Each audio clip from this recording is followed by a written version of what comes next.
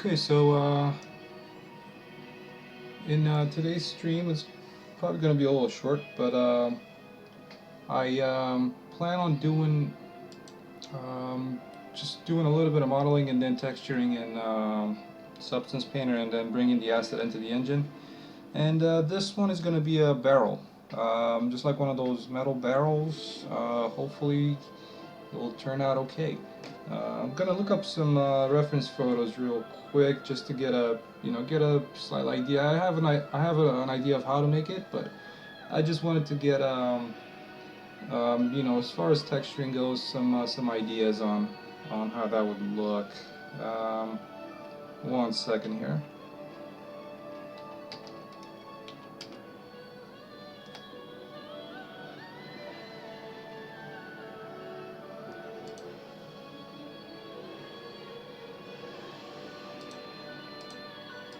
All right, so let's have a look. See what we can get.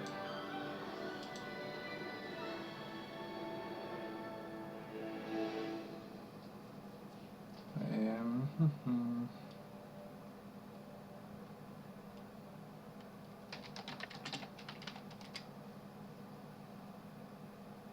Okay, so there's a few results, and let's see.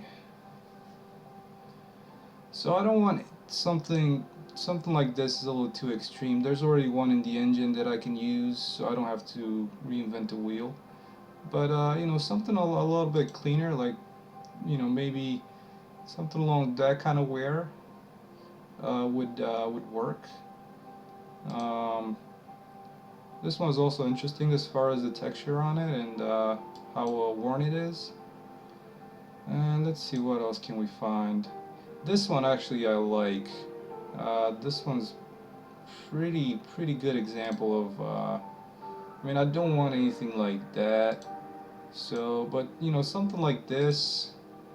This is not what I was looking for. But let's open this in a new tab and. Let's see, it's kind of contrasting. There's a lot of them that have a lot of wear, and there's some of them that are really shiny and new. So I think that one, just for a quick minute search, that would be something. Or in this one as well. This one also shows just some regular wear and tear, nothing too extreme. Um, Something like that, even after you burn them, they're pretty sturdy. So this would be something pretty good to look at. And all right. Now, as far as the barrel goes, how the model will look. So there's quite a few types of barrels by the way it looks. There's this one that has these rings around it. There's there's this one like multiple of these rings. There's this one, and actually this one is something that I like as far as these rings. There are a little bit too many, but maybe something we can find something in between. Um, I do like these guys because they're the most common one that I could see, um, and as you can tell, some other people have made the same ones. So, and there's also that, but that looks a little bit more like a can. So, and that doesn't really count. I don't like those. So I might stick to, actually, this is pretty interesting because it also goes in a little bit. Um, so let's stick to this one. I like the model of it, and we'll see if we can get close to that.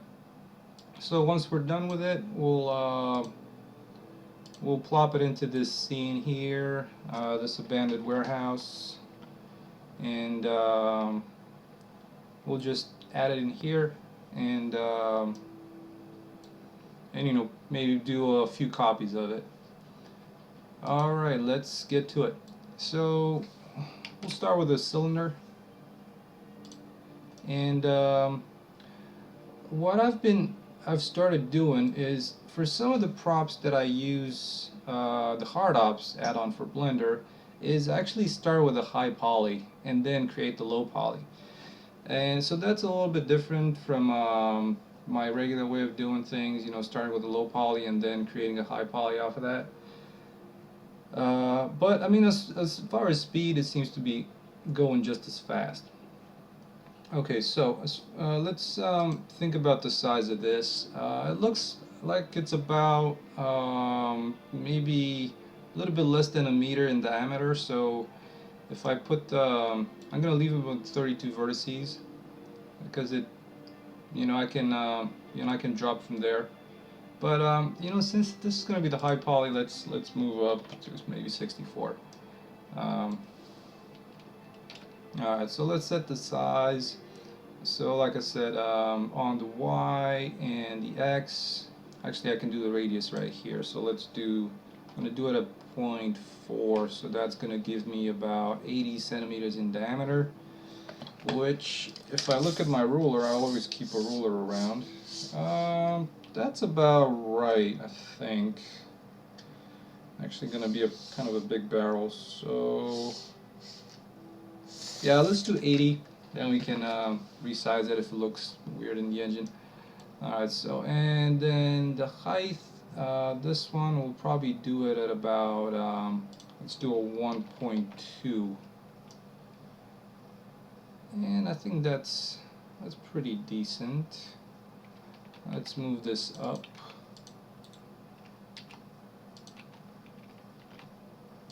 So that way it's gonna save us some headache later down the road. Okay, so lately I've started using this Hard Ops add-on, which is really helpful. So I'm still getting the hang of some of the features in it, but actually let's start doing some stuff in here. So as far as I can tell from the reference image, there's like a lip happening around here. So we'll do that in here as well. Let's just inset this and then extrude it down to about there.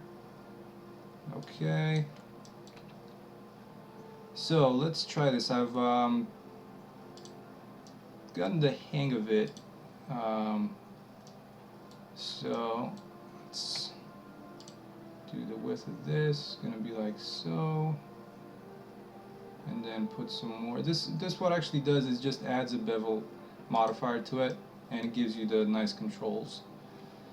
Alright, so now let's create those rings, and that's gonna be pretty easy if you add a torus. And actually I just want a regular torus right here. And we'll just use this torus to cut out into this, or do the boolean, and let's see how that's going to turn out. And so first of all, I'm going to add more loops to this, just so that oh, I did not want to do that, especially when you add one of these shapes that you can change the parameters or the values. You don't want to do anything else besides like rotate, or pan the camera around, because it's going to take away these options here. So let's do these as 48 maybe as well, and these ones we'll do at 96 because it looks like it was about double in size. Okay, so before I do that, I want to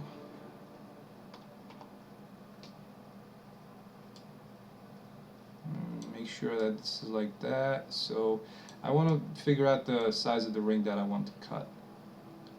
So since we're about here, I think I'm going to be okay with that. Let's just scale that in. Okay, so let's bring this down to the bottom, because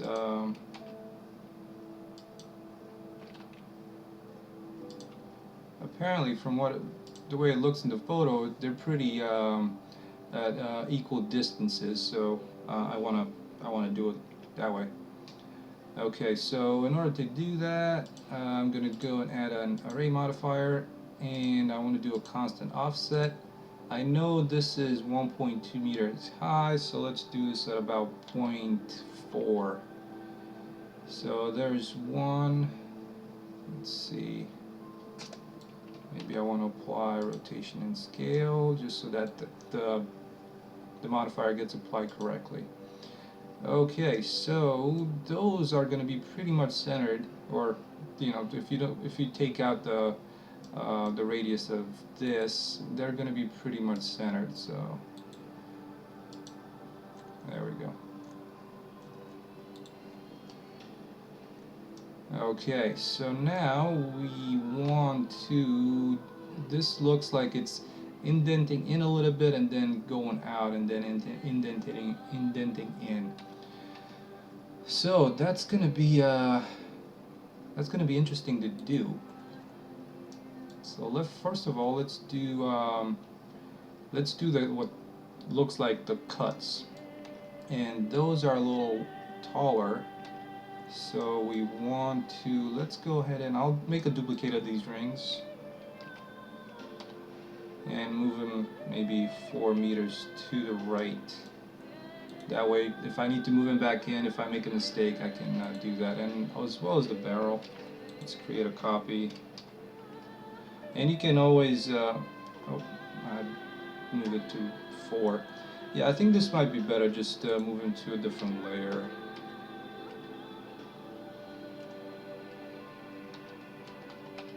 Just like so. Okay, so let's apply this real quick.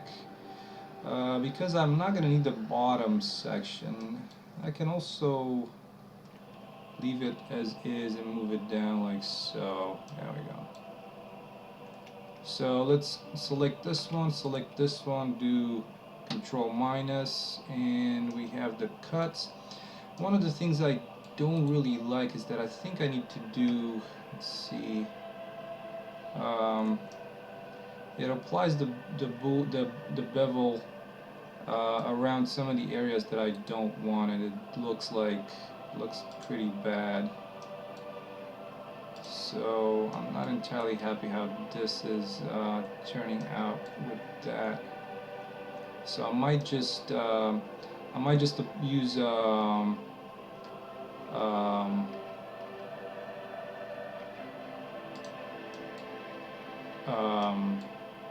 hard ops at the end to create the bevels. So we'll see how that works. Maybe I'll just use a subdivision modifier. Okay, let's see.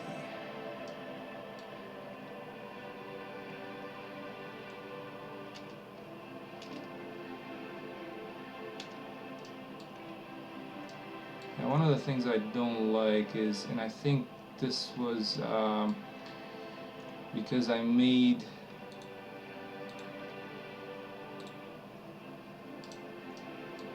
I should have made the torus have the same amount of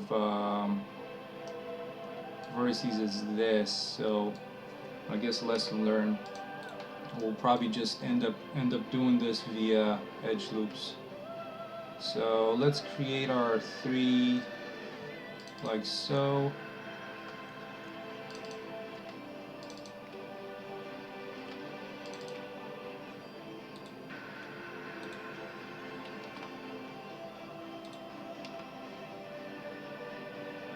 So let's scale this to 0.1. And these guys as well to 0.1. I'm not going to need this one. I'm just going to keep it for now. So let's grab these faces here and these guys here. And I'm going to try and do an extrude and then scale. And I want to scale, let's see if I can do individual origins. Like that. Scale along the z-axis. Like so.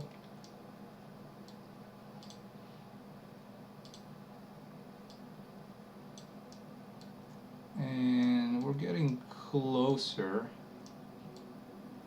to having this like we wanted it to.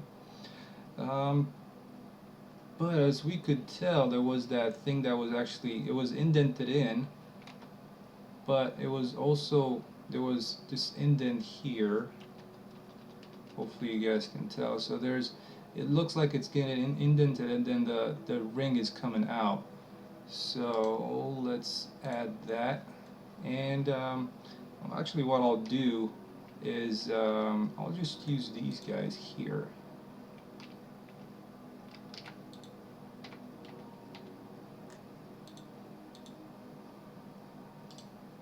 So in here, let's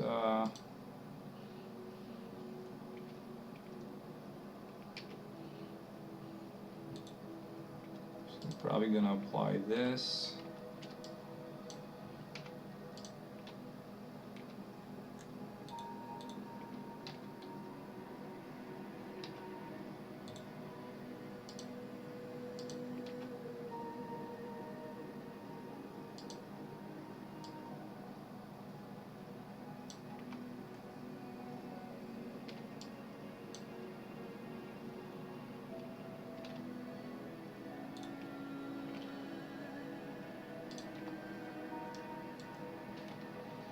Alright, so almost there.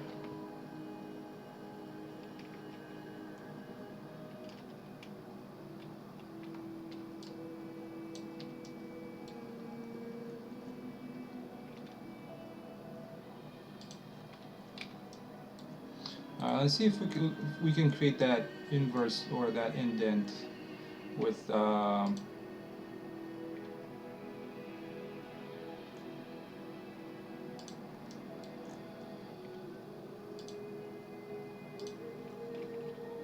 and it's almost there.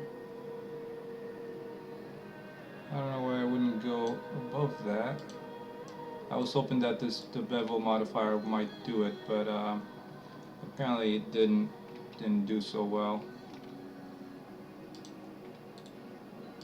So I'm just gonna use our trusted subdivision.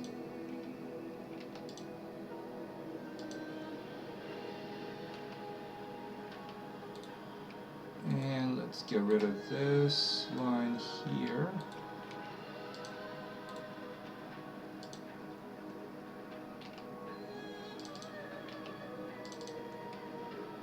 As well as this one.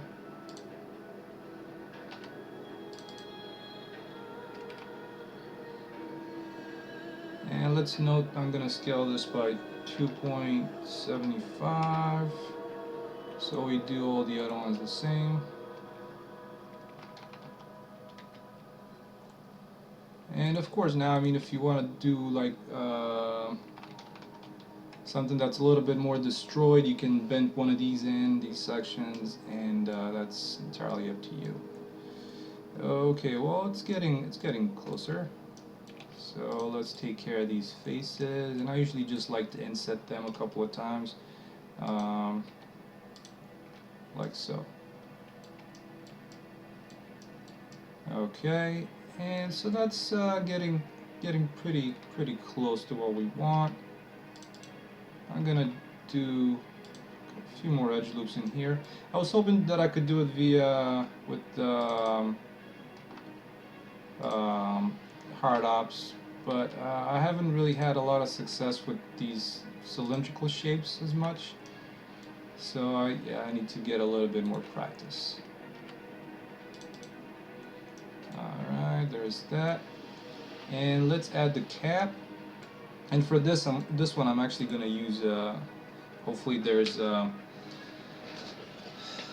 maybe, I was thinking of using the, Hard Ops has a lot of options to insert quite a few shapes, and that come with the tool, which is pretty cool. So maybe I can find one that would look, and there was one right there. I think that one looked like a pretty close to what one of those caps would look like.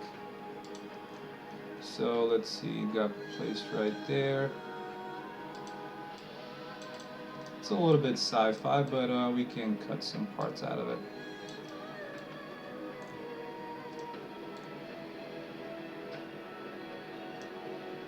So let's put these usually sit in a corner like so. And let's see, what do we want to delete out of it? It's probably these guys here.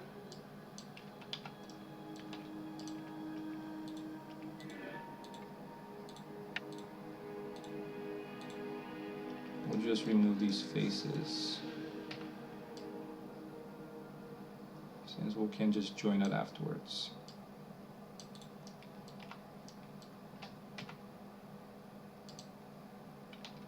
And we're not going to need these details.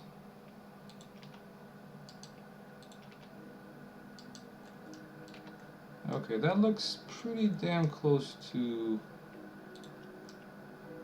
one of these caps that I want.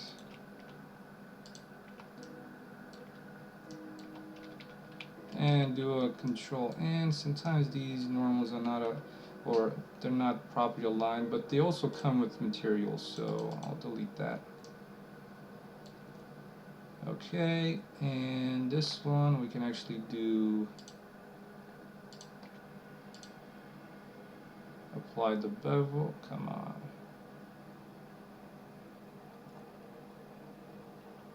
Just like so.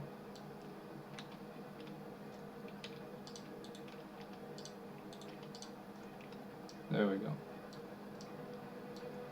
And probably we can do a subdivision there.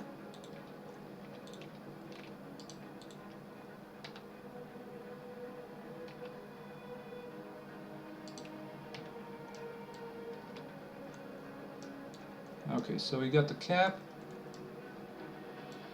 And I think this one also has, the bottom is a little bit just like the top, so let's extrude this in just a little bit. And as far as I remember, the last time I saw one of these barrels, the bottom is a little up like that.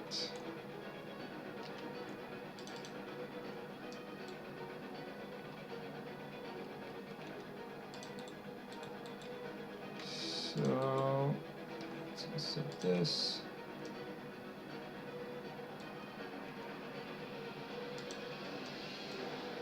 I'm not sure why I see all these lines here.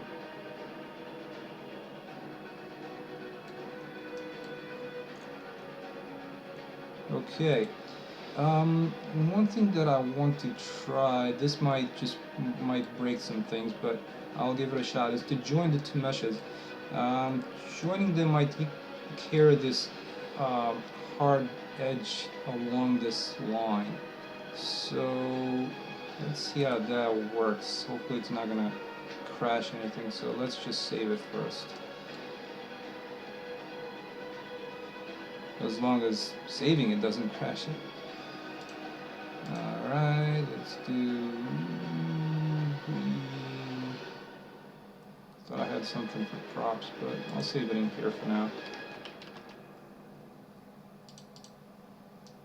Alright, let's do Control Plus and see what happens. Apparently that went okay. It didn't really help with the edges. See if we apply this. Yeah, that didn't really help much.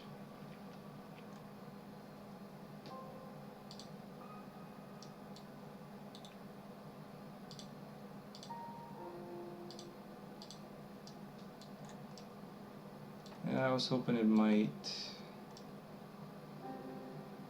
So you get like a smooth transition in here.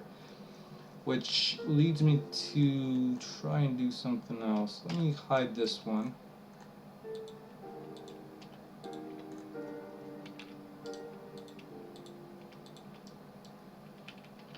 And try doing something in here.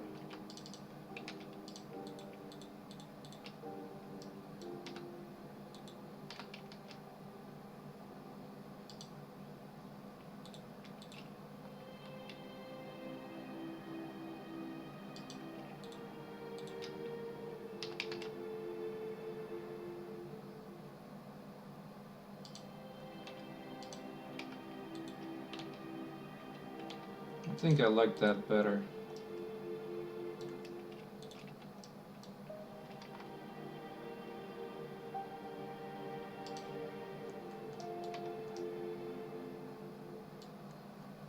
And I think that's gonna work a little better than what I had before.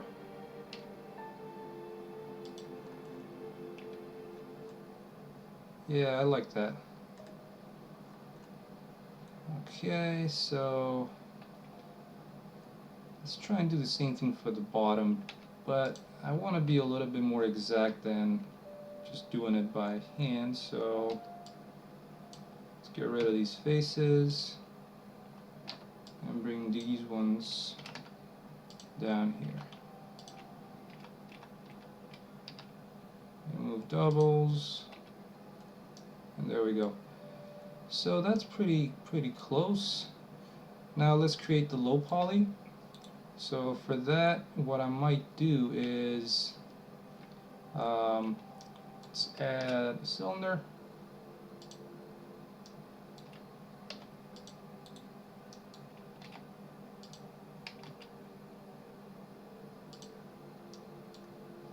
So the good thing about it that it kept the same radius as the other one, and but I just want to make this one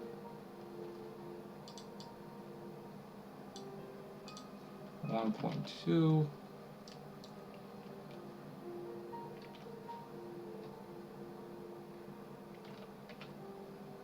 There we go. So what I want to try first is actually do the bake without doing any indents. So so we'll see how the top turns out, and as well as the cap and those rings. And so for LOD 0, I'm trying to think if I want to make it lower poly. So let's see if I remove half of these. I think that might actually work like that. Okay, let's do an unwrap real quick.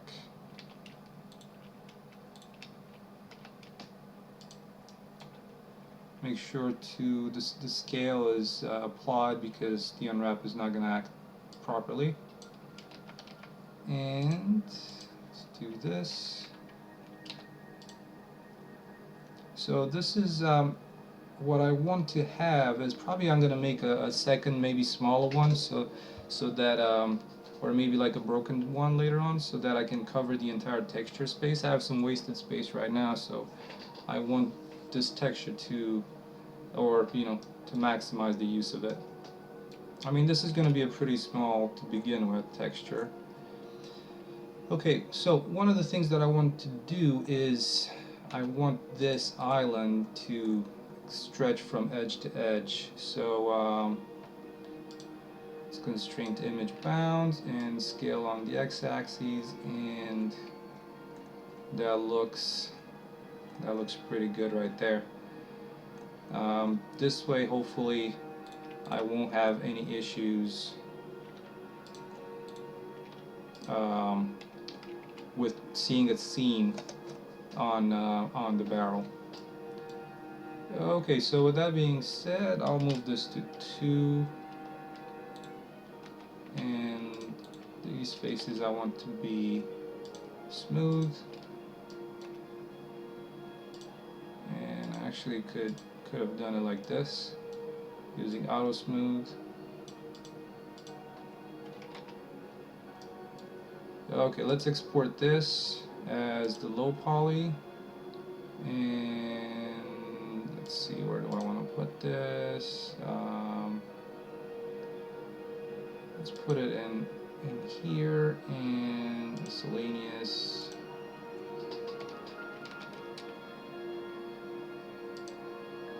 And this is the barrel low poly. And I want to select that, select this. And let's export the high poly.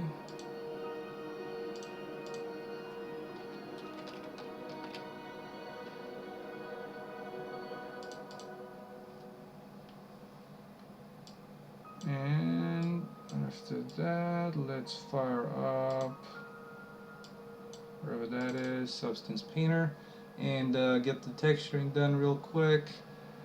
That's one of the things I like about Substance Painter, that you know, you do your baking, you do everything in here. So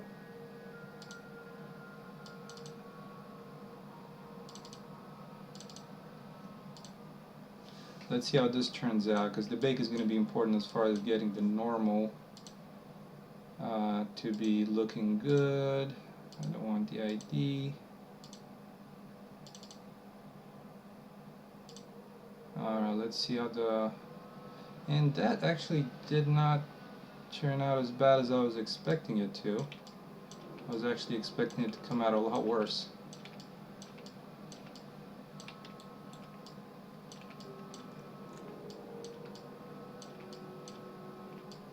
Alright, let's actually change some of these settings. This maximum frontal distance is, actually, as far as I understand, how far the rays would travel into your object, because it's actually creating the cage for you. So I'm hoping that this one might look a little better.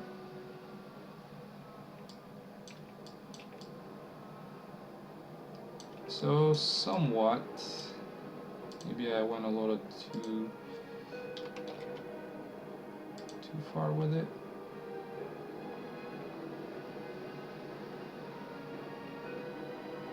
And yeah, as much as I wanted to keep it really simple, I mean, for the edges I'm not gonna do it, for the sides I'm not gonna do anything, but I think for the top I might want to inset this.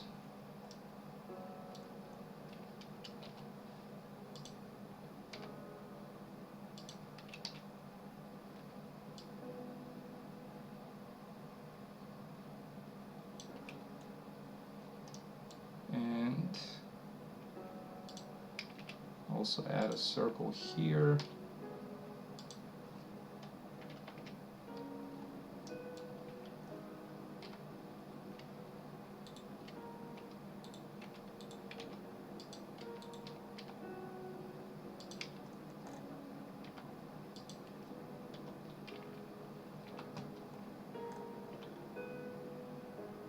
To get this cap.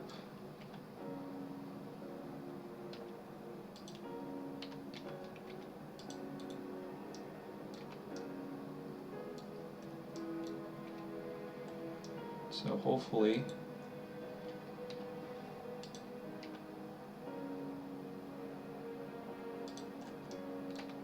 even though it adds a little bit more geometry, and it's just 179 faces, 426 triangles, it's still not that much. So let's do that smooth, and this one smooth.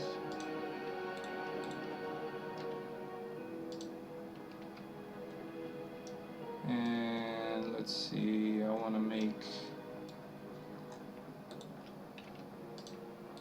this one is going to be the same.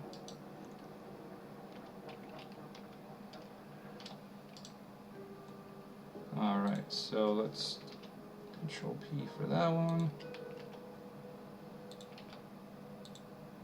UV squares is something that you need to have. I think it's definitely an essential tool, because it will save you a lot of time, especially with these circles that you don't want to you don't want it to take the whole space that a circle will, so you want them as lines. So let's get these in here.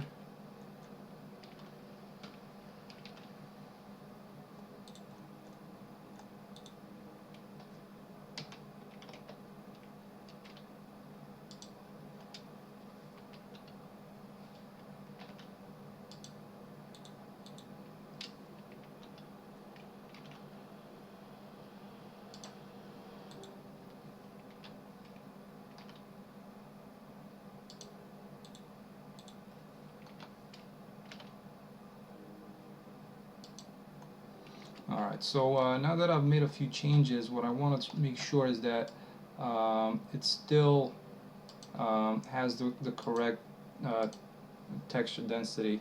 So I'm going to use a UV grid for that. So as you can tell, the top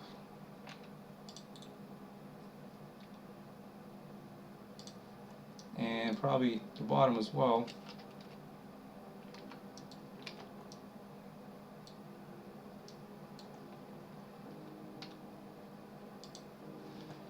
is, as far as if you look at these squares, you want them to be, you want it to be equally distributed. So you see how big these are, they probably double the size of that. So we want to probably about, actually, double the size of this. I think double was a little too much, but if we get to about a 1.5, I guess 1.5 would fit. So can remove this now, and let's try and make sure these are fitting in here.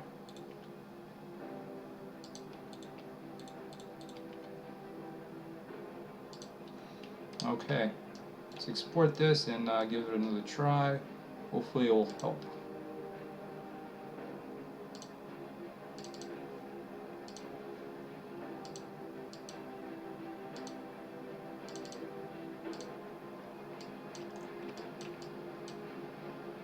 Let's do another bake.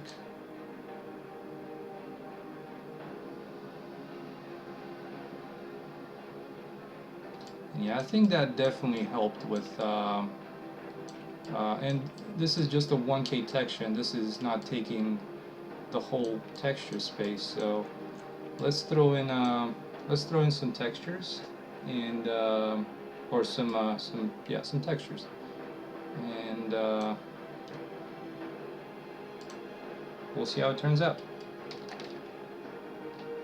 I have this one texture that I like a lot, but it's probably not going to fit this. Actually, no, it's not too terrible. I was thinking that it might not fit this as well, but this was just a try. So let's see. I think there should be some painted steel ones around here. That I don't like. This one actually seems to be pretty good. And while the color is not exactly the right one that I want to use, let's place that right at the top. Okay. We can change it in here. So if we go for some reddish one, and then maybe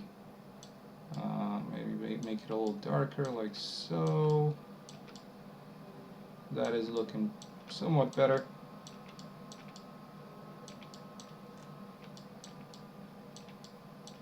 Yeah, it's not terrible. I mean, I'm not in love with it, but let's see what else. Let's try this one before I start making any tweaks, and I think we got our winner for now, because it also, shows the rust. And let's see if we can change this orange. Maybe we can make it a little bit redder. I hope.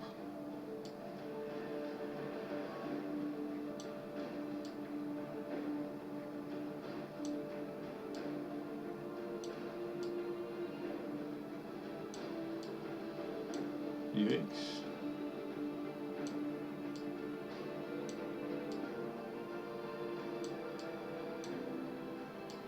Blue is not too bad, but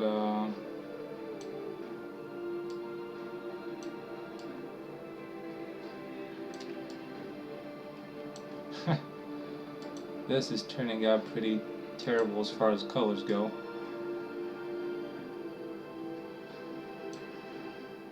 This is like one of the parts that I hate when it comes to texturing is, and good thing about Painter is that we can go into our thing here and pick the color. So it actually needs to be in the same window. So if you hold this down, you know, it's trying to sample what this color is to the best of its abilities. Somewhat there. Okay, so still pretty damn ugly color. I don't really like it. Let's see what else. I know I had some kind of hydrant type of and by the way, all of these are from Substance Share, so they're substances shared by the community, and you know, they're free. So yeah, so this is something if you want it to be terribly destroyed and ugly. See, I think I had one that was a fire hydrant, and it had a decent looking red in it. Okay, that's not bad. But we'll probably combine not, it wasn't the robot, was it the robot? It was this orangey one, and I will use this instead of that yellow, terrible yellow thing. Oh, no, I'm actually in here. So just like that. And let's do, this one has maybe a little bit too much tiling on these scratches. So let's see if we can fix that. Where was it?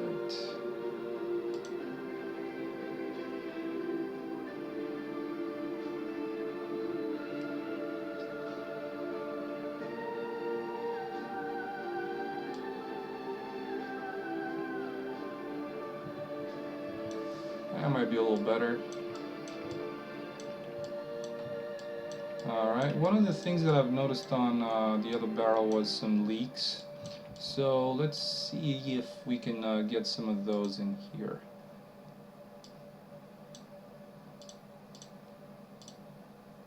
Let's do some dirt as well on it.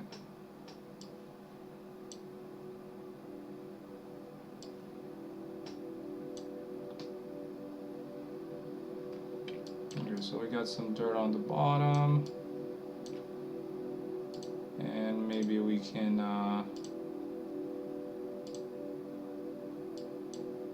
take the height down a little bit, like that. Give it a little bit more contrast and maybe make it a little darker, like that. Okay, and let's see about these leaks, if we can get some in there. Painter has a pretty cool generator which is called leaks. So there we go. We have some leaks around the edges. It's just, you know, it's doing the edge or it's looking probably at the curvature and the ambient occlusion, and that's how it figures out how to place these. I don't want them to be too exaggerated.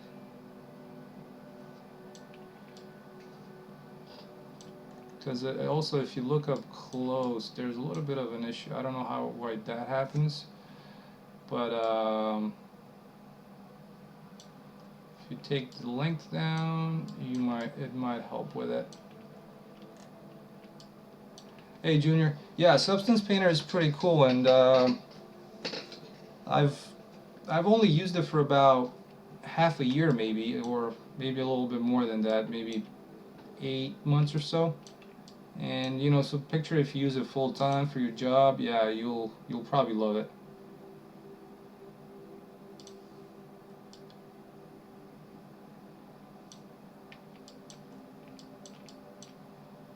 Oh, that's probably a little bit too dark. There we go. Okay, so one thing that I'd like to try is on this one here. Well, first of all, if you look closely, you'll notice that there's a bump happening here because of the layer below. So if I was to remove it, and I actually like it, but it's a little too strong, so it's probably this one here. It's this bumps. So I'll copy this into my orange painted robot, and I can hide this again. So let's see in here, maybe we can, if we bring this tiling up to 3, that looks a little better. So let's copy this a couple of times just to get a little bit more bumpiness. Maybe 2 times would have been enough. There we go. Okay, and yeah, there's probably plenty of other things that could be added to this. One thing that I wanted to show you is the particles. Those are actually pretty cool. So unfortunately, I'm not sure how this is going to work with my current setup because let's see, maybe I can rotate it like so. So let's grab one of these dirt layers here, add a black mask to it, and we'll paint on the mask, and we'll use one of these leaks, and let's do heavy leaking. And since I'm not going to be very accurate in here, and actually with the new Substance Painter 2, you can go into orthographic view, and I can't remember how that one, there we go, it's right here, and that might help with getting a straight line. But I will try and do it in the UV map here. So you can press to start here, and then let's do it's going the wrong way. This is what sometimes is something that I didn't get into it that much. As you can tell, there's a bunch of options here. So let's see how can we paint so that this one actually drops down. And let's do a little bit heavier leaking. Let's see, how do we want to do that? Do we want to increase the size? So as you can tell, this is it's going up, and I wanted it to go down. And this is also something that's first for me as well. So I'm not sure if you can do a -1. I guess you can do minus.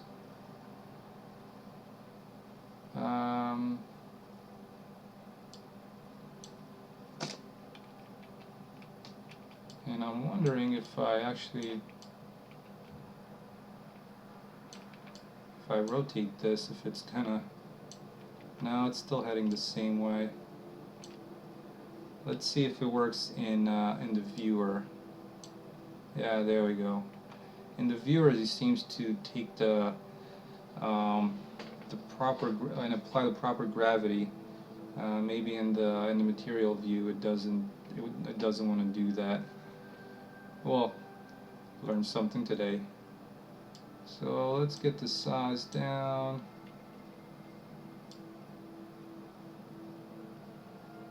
And let's paint a little bit of this. Maybe we want to bring this up. And there's also an option for the particle life. So hopefully it just, drags it down a little longer.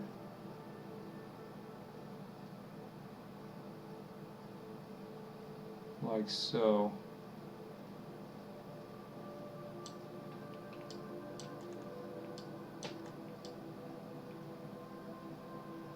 So that's quite interesting.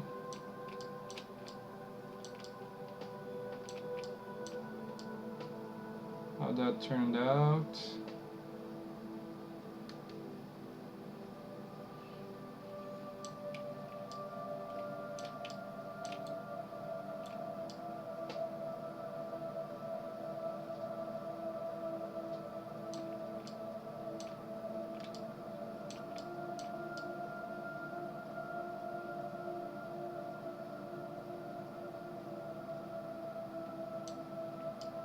Yeah, I definitely like particles, but I definitely need to get a little bit more practice with them.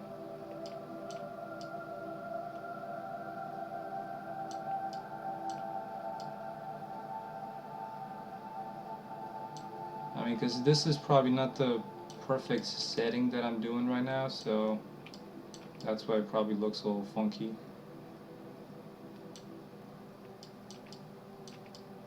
Yeah, I'm not entirely fond of that, but you know, we'll leave it for now. This is going to be um,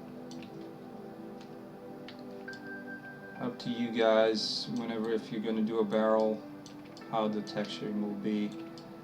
So the reason I was stretching those UVs out to the edges is that right now I can't tell where the seam is, so I think that this might work quite okay. So I'll just save this real quick before it. I've had it actually crash a few times, probably because of the graphics driver or who knows. So it's a good practice to save.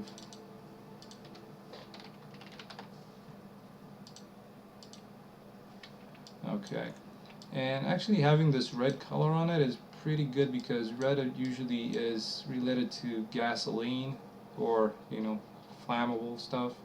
So plays in pretty well.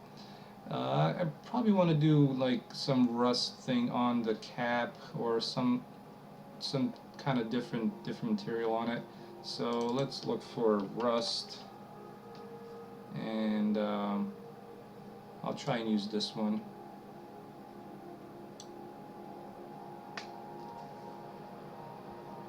And would you look at that? That actually, the barrel looks better now. But yeah, as you can see, there's quite a few options to what you can achieve with this. And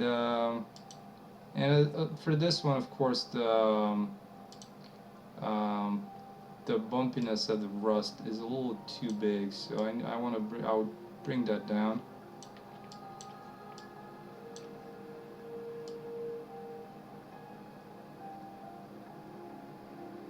Maybe like so. And I'm not a big fan of you know, a lot of tiling because it does start showing at some point. So there we go. We have a second option for our tank or for our barrel. But this one, I started off and I just wanted it to apply it to the cap. So let's go ahead and we'll just select that. Alright, let's throw this into the engine and we'll call it good. So we have this is going to be LOD 0, and then, you know, you move on to the other LODs, you can take away a bunch of this geometry. So let's add a Cryblend node and call this barrel and give it a material. I'll name it barrel as well. You can name it MAT for material, whatever you choose. And always make sure to add physics proxies. And also let's add a box for proxy primitive, which is going to be a lot less impact on the engine as far as performance. Alright, so let's actually, I want to place my pivot on the bottom, so when you place it in the engine, it's not going to be, you know, halfway in the ground and you have to adjust it. And that, and this one, there we go. Alright, let's turn on console, make sure that we don't have any, if there's any errors upon export, it will tell us. I just need to do materials, and let's see, where do we want to upload this? Let's see. was hoping that it might. Apparently it didn't. Save one of my recent exports, but I need to navigate to my thing here.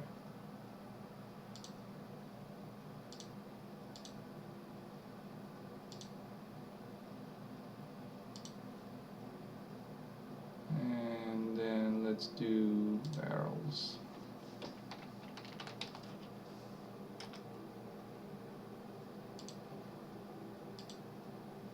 And so everything went fine, no errors in here. Let's see it in the engine if it got brought in.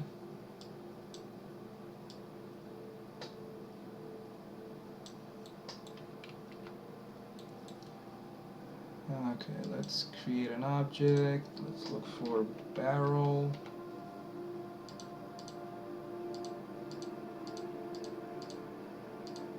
There it is. Let's place it. I'll place it here for now. Let's make sure we also have the proxy in here. So there it is. So that block around it, that is the proxy. So that got exported perfectly. And let's do the textures now. Later on, I'll switch this to 2K and export it as 1K. But I mean, if you do the bake at 2K, the exported version is going to be a lot better quality, even if it's at 1K. So let's do export textures. We want to do TIFF. And let's go to my folder.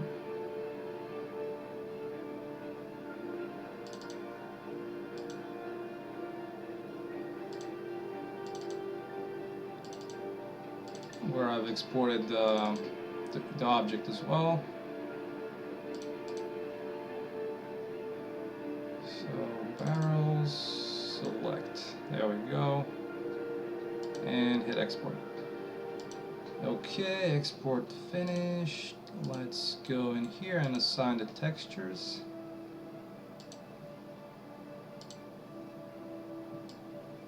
So there we go, we have our barrel here. And let's go and find our textures for this. So there we go, I have the diff, the normal, DDNA, and the specular. So there's that. One of the issues that I think this current version of CryEngine has, it doesn't hold the history as the other one did.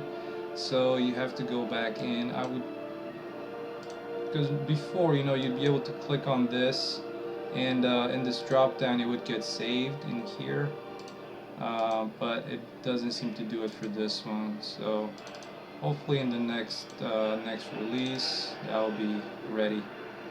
Okay, let's put the proper values in here. Not all the textures that come with Substance Painter are fully PBR per se, as far as and supported in CryEngine. These ones seem to be okay, and so this one worked out okay, I guess. And let's make sure we got the proper lighting on this. And for whatever reason, I can't generate a cube map, which helps with the reflections, while the volumetric fog is on. I don't know what's up with that bug. But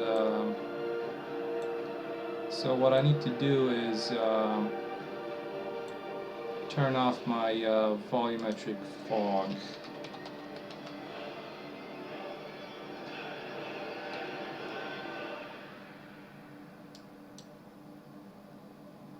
And then generate the, oh, it's actually off. That's good. Okay, let's generate this cube map.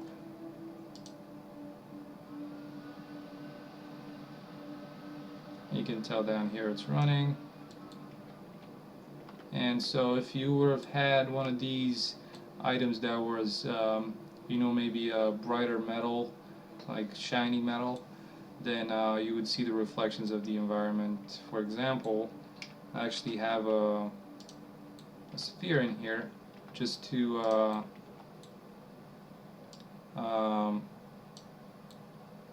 and of course this one is taking this probe. And what I always forget is to do a box project, because now if I move this around, you'll see that it's carrying the reflection around. Or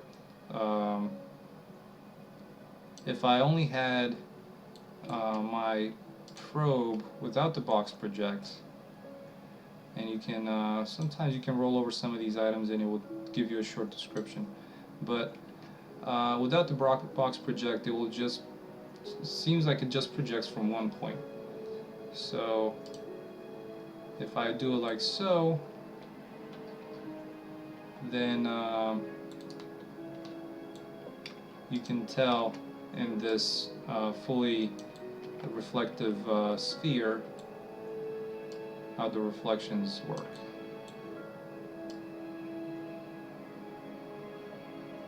And there's the barrel as well that's included in our environment probe. So this one I normally just hide because I don't really need it. It's just for reference. So let's put a couple of these around here.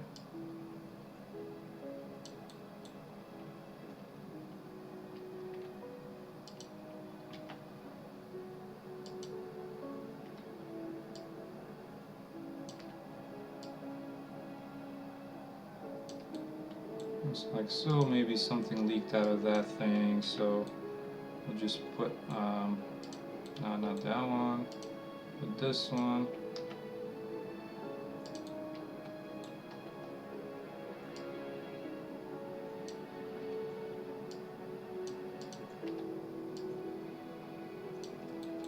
Maybe something leaked out of it, or you know, what have you. Okay, and now let's just update the geometry with this new global illumination system with CryEngine. You need to do that every time you add stuff to the level or remove things. So there you go. So now you have, you know, the bounced light around this one, which seems a little strong. So you have an option down here in your material editor to change the voxel coverage, and I normally use 0.3. Seem to be a good balance. So let's see how that looks now. Yeah, it's still a little strong.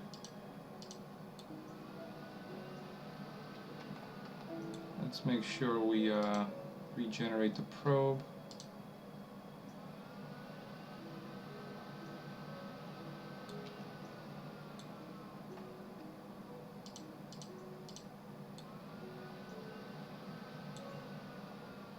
And maybe I have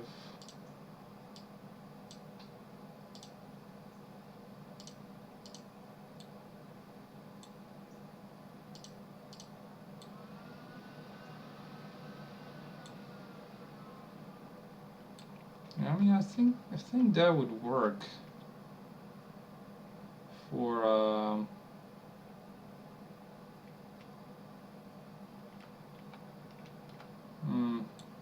even though it shouldn't have that much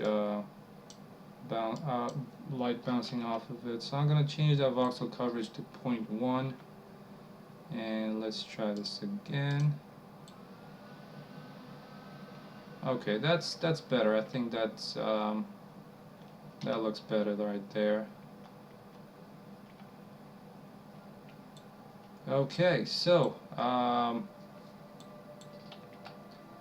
and yeah, the cool thing about it is that even with this new lighting system, it still runs. Well, right now this is, you know, 95, 96 frames per second. if I go to, let's do,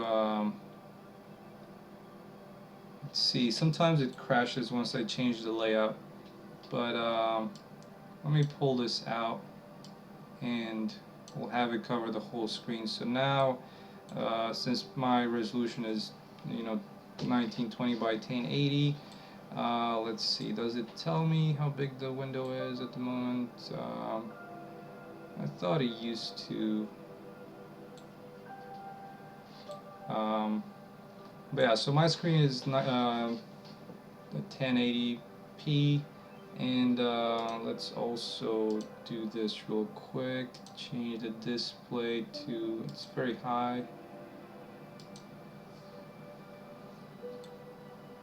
Alright, there we go. So that dropped it by 5 frames, so it's sitting at around 54, 55 on a very high spec, and I think that works okay. And hopefully once this gets exported and it's in the game, it's hopefully gonna run better. Let me see how the lighting looks at a different time of day. So this is at 2 p.m. and this is at 5 p.m. when it's starting to get dark. There's also like this mountain over here that is blocking the sun. So I think that's gonna do okay for what I need. And of course, this can be improved even more, the frame rate. And I'm planning on opening up those settings in the final version in the game. So you'd be able to go. Let's see if we can go even higher with this. Of course, it's probably going to lose some of the detail, but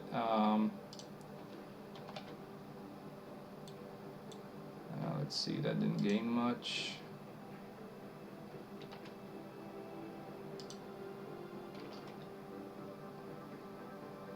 Yeah, I need to see how far can I go with this without, to increase this and not make it look, totally different from what it was. So yeah, thank you, Junior.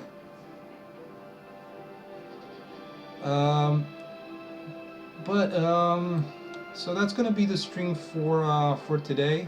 Like I said, it was a short one. Hopefully for this coming Sunday I'll have something more to show and talk about.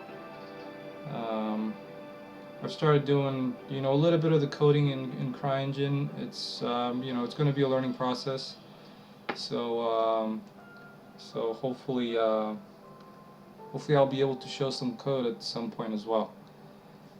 Until then, you guys have a great week, and we'll see you soon. I'll try and post the stream a little earlier, so it's not like the night before the stream, and hopefully that'll get more people to join or know about it.